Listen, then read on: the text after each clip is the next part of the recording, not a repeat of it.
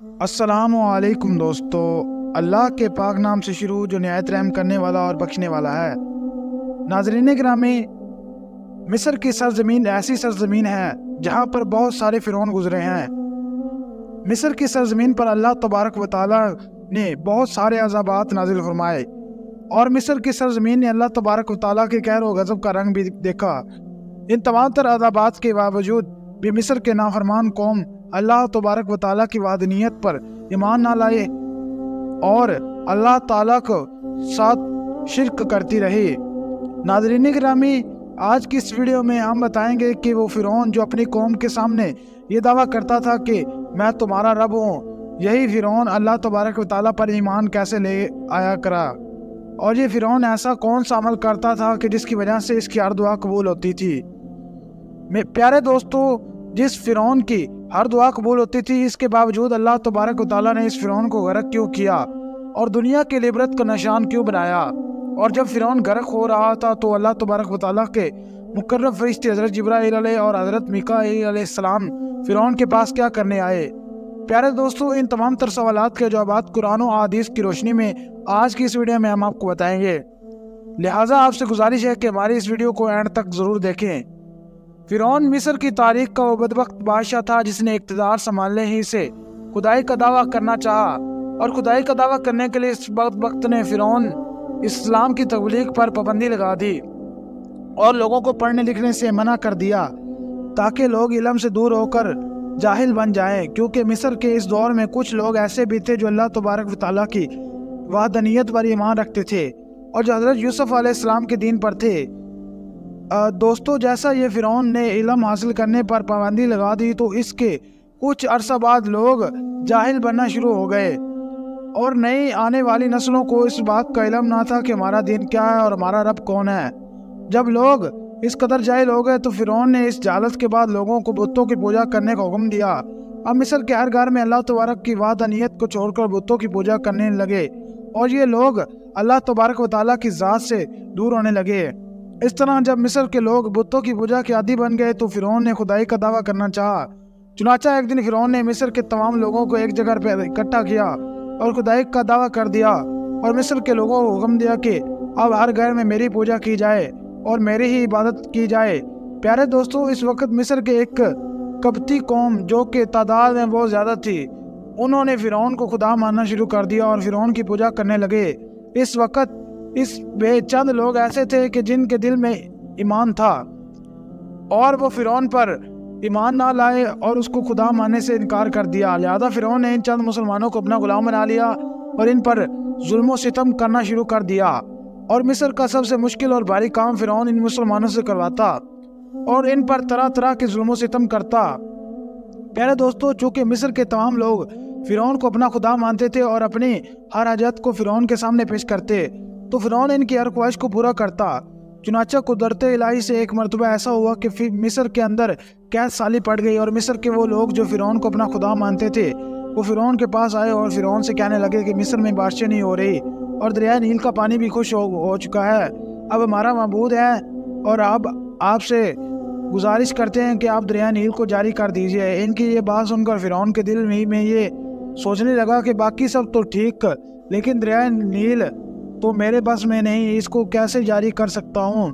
لیکن چونکہ فرعون نے ان کے سامنے خدائی کا دعویٰ کر رکھا تھا تو لہذا فرعون نے ان لوگوں سے کہا کہ تم لوگ جاہل چلے جاؤ، کل دریائے نیل جاری ہو جائے گا۔ اب پوری رات فرعون اس تجسس میں پھرتا رہا کہ میں سب لوگوں کے سامنے خدائی کا دعویٰ کر رکھا ہے، اور اگر کل دریائے نیل جاری نہ ہوا تو میں سب لوگوں کے سامنے جھوٹا ہو جاؤں گا۔ چنانچہ اس طرح اسی کشک مکش کے دوران فرعون نے تاج شاہی اپنے سر پر رکھا اور دریائے نیل کی طرف اکیلا نکل پڑا۔ جب فرعون دریائے نیل کے پاس پہنچا تو اس نے دیکھا کہ دریائے نیل مکمل طور پر خشک پڑ چکا ہے، اس میں پانی کا ایک قطرہ بھی موجود نہیں۔ اس وقت فرعون نے اپنا تاج کو اتارا اور زمین پر پھینک دیا، اور زمین پر بیٹھ کر اپنے سر میں مٹی ڈالنے لگا اور اپنے سر کو سجدے میں جھکا کر اللہ تبارک و تعالیٰ کی بارگاہ میں عرض کرنے لگا، میں جانتا ہوں کہ اللہ تو ہی حقیقی مالک ہے، تو ہی ہے، اور میں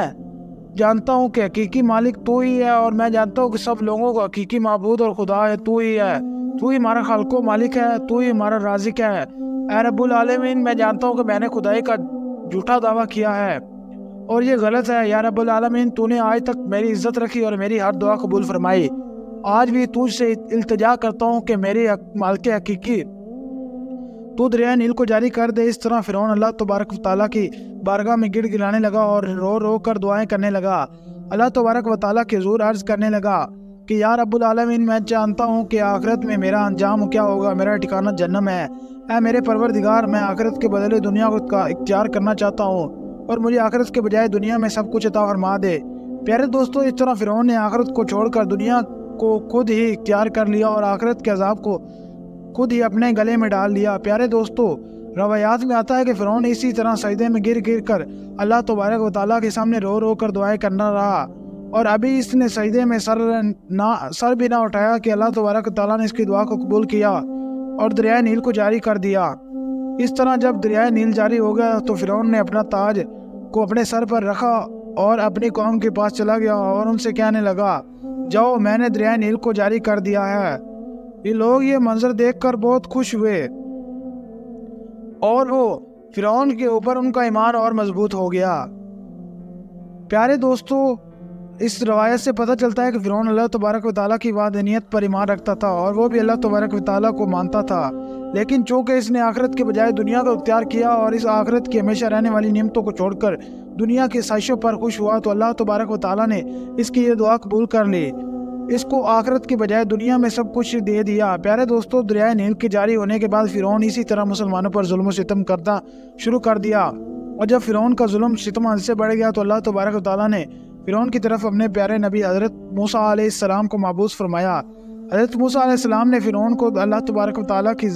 وحدانیت کی طرف بلایا اور اللہ تبارک و تعالیٰ کے عذاب سے ڈرایا، لیکن فرعون نے حضرت موسیٰ علیہ السلام کی ایک بات نہ مانی اور اسی طرح اپنے کفر و شرک پر اڑا رہا۔ اللہ تبارک و تعالیٰ نے فرعون اور فرعون کے نافرمان قوم پر لگاتار 5 قسم کے دردناک عذاب بھیجے۔ عذابوں کے باوجود بھی فرعون اور فرعونیوں کے نافرمان قوم اللہ کی عبادت نہ کی اور اللہ کی وحدانیت پر ایمان نہ لائی، اور یہ بدبخت لوگ اسی طرح اپنے کفر و شرک پر ڈٹے رہے۔ صرف چند ہی لوگ ایسے تھے جو حضرت موسیٰ علیہ السلام پر ایمان لائے اور اللہ تبارک و تعالیٰ کی وحدانیت پر ایمان لائے تھے۔ بالآخر جب فرعون اور اس کی قوم قابل ہدایت نہ رہی تو اللہ تبارک و تعالیٰ نے حضرت موسیٰ کو حکم فرمایا کہ وہ اپنی قوم کو لے کر مصر سے روانہ ہو جائے۔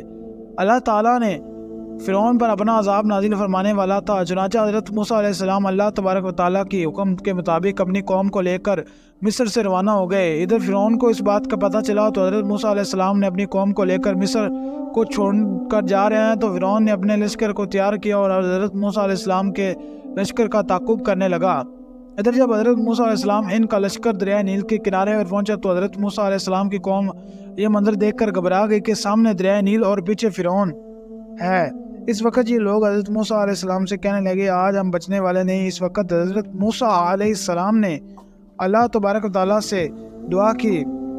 اور اللہ تعالیٰ نے حضرت موسیٰ علیہ السلام کو حکم دیا کہ اپنا عصا دریائے نیل کے کنارے پر مارو تو دریائے نیل کو تم لوگوں کو راستہ دے دے گا۔ حضرت موسیٰ علیہ السلام نے جیسے ہی اپنا عصا مبارک دریائے نیل پر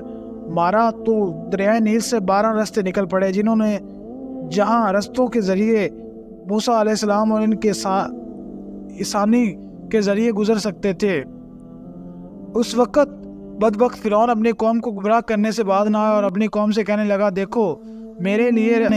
راستے بنا دیے ہیں، اور قوم سے کہا کہ سمندر میں اتر جاؤ، لیکن فرعون کی قوم نے دریائے نیل میں اترنے سے انکار کر دیا اور کہا، فرعون کی قوم فرعون سے کہنے لگی، پہلے آپ اتریں، کیونکہ وہ اللہ تبارک و تعالیٰ کے عذاب کو دیکھ رہا تھا جو فرعون پر نازل ہونے والا تھا۔ پیارے دوستو، روایات میں آتا ہے کہ جب فرعون کا گھوڑا سمندر میں داخل نہیں ہو رہا تھا تو اس وقت حضرت جبرائیل علیہ السلام ایک گھوڑے پر تشریف لائے اور بعض روایات کے مطابق ایک گھوڑی پر تشریف لائے۔ اس وقت حضرت جبرائیل علیہ السلام کو فرعون کے لشکر میں سے کوئی بھی نہ دیکھ سکا، چنانچہ حضرت جبرائیل علیہ السلام نے اپنی گھوڑی کو فرعون کے گھوڑے سے قریب سے گزارا اور اسے دریائے نیل میں ڈال دیا۔ جیسے ہی وہ گھوڑا فرعون کے گھوڑے کے قریب سے گزری تو فرعون کا گھوڑا اس کے تعاقب کرتے ہوئے دریائے نیل میں داخل ہو گیا۔ فرعون کا گھوڑا جیسے ہی دریائے نیل میں داخل ہونے لگا تو اس کے دل پر ایک ہیت طاری ہو گئی۔ فرعون اب چاہتا تھا کہ اس کا گھوڑا واپس چلا جائے، کیونکہ فرعون اللہ کے عذاب کو دیکھ رہا تھا اور اس کے احساس اس کو محسوس ہو رہے تھے۔ لیکن فرعون کی لاکھ کوششوں کے باوجود بھی وہ گھوڑا پانی میں داخل ہو گیا اور واپس نہ آیا۔ جیسے ہی فرعون کا گھوڑا پانی میں داخل ہوا تو فرعون کا لشکر بھی فرعون کو دیکھتے ہوئے اس کے پیچھے پیچھے دریائے نیل میں داخل ہو گیا۔ پیارے دوستو، خدا کی قدرت کا نظارہ دیکھیے کہ سب سے آگے حضرت موسیٰ علیہ السلام اور ان کی قوم، اور ان کے پیچھے حضرت جبرائیل علیہ السلام، اور ان کے پیچھے فرعون اور اس کا لشکر جو کہ حضرت موسیٰ کا تعقب کر رہا تھا۔ فرعون کا لشکر جب دریائے نیل کے درمیان میں پہنچا تو حضرت موسیٰ علیہ السلام کا لشکر اس وقت دریائے نیل پار کر چکا تھا۔ چنانچہ جب حضرت موسیٰ علیہ السلام اور ان کی قوم مکمل طور پر دریائے نیل سے باہر نکل گئی تو اس وقت اللہ تبارک و تعالیٰ نے سمندر کو حکم دیا کہ مل جا۔ اس وقت دریائے نیل اللہ تبارک و تعالیٰ کے حکم کے مطابق حرکت میں آ گیا اور دریائے نیل کا پانی فرعون کی طرف بڑھنے لگا۔ فرعون نے جب موت کو آتے ہوئے دیکھا تو آنکھوں کے سامنے دیکھا، اور فرعون بلند آواز سے کہنے لگا کہ میں اس بات پر ایمان لایا کہ خدا کے سوا کوئی معبود نہیں، اور اس خدا پر ایمان لایا جس خدا پر بنی اسرائیل والے ایمان لائے۔ فرعون کہنے لگا کہ میں فرمانبرداروں میں سے شامل ہوں۔ اسی وقت حضرت جبرائیل علیہ السلام نے مٹی کو اٹھایا اور اس کے منہ میں ڈال دیا اور مٹی سے فرعون کے منہ کو بند کر دیا، کیونکہ فرعون اللہ تبارک و تعالیٰ کی بارگاہ میں یہ دعا مانگنا چاہتا تھا کہ اللہ اس کو اس عذاب سے بچا لے۔ لیکن حضرت جبرائیل علیہ السلام نے مٹی کو ذریعے فرعون کے منہ کو بند کر دیا۔ پیارے دوستو، روایات میں آتا ہے کہ جب فرعون یہ دعا مانگ رہا تھا تو اس وقت اللہ تبارک و تعالیٰ کے مقرر فرشتے حضرت میکائیل علیہ السلام فرعون کے سامنے آئے اور فرعون کو رلاتے ہوئے کہنے لگے کہ اب تو ایمان لاتا ہے، حالانکہ پہلے تو نافرمان تھا اور فساد پھیلانے والوں میں سے تھا۔ اس کے بعد دریائے نیل آپس میں مل گیا اور فرعون اور اس کے سارا لشکر دریائے نیل کے اندر غرق ہو گیا، اور اللہ تعالیٰ نے فرعون کو اور اس کے لشکر کو رہتی دنیا کی عبرت کا نشان بنا دیا۔ اس طرح فرعون نے مرنے سے پہلے اللہ کی وحدانیت پر ایمان لایا، اور لیکن وہ ایمان اللہ تبارک و تعالیٰ کی بارگاہ میں قبول نہ ہوا، کیونکہ اس وقت اللہ کا عذاب فرعونیوں اور فرعون پر نازل ہو چکا تھا۔ اس لیے توبہ کا دروازہ بند کر دیا گیا۔ اللہ تعالیٰ سے دعا ہے کہ اللہ تعالیٰ ہمیں اپنے عذاب سے بچائے، حضور پاک صلی اللہ علیہ وآلہ وسلم کے بتائے ہوئے راستے پر زندگی گزارنے کی توفیق عطا فرمائے۔ آمین یا رب العالمین۔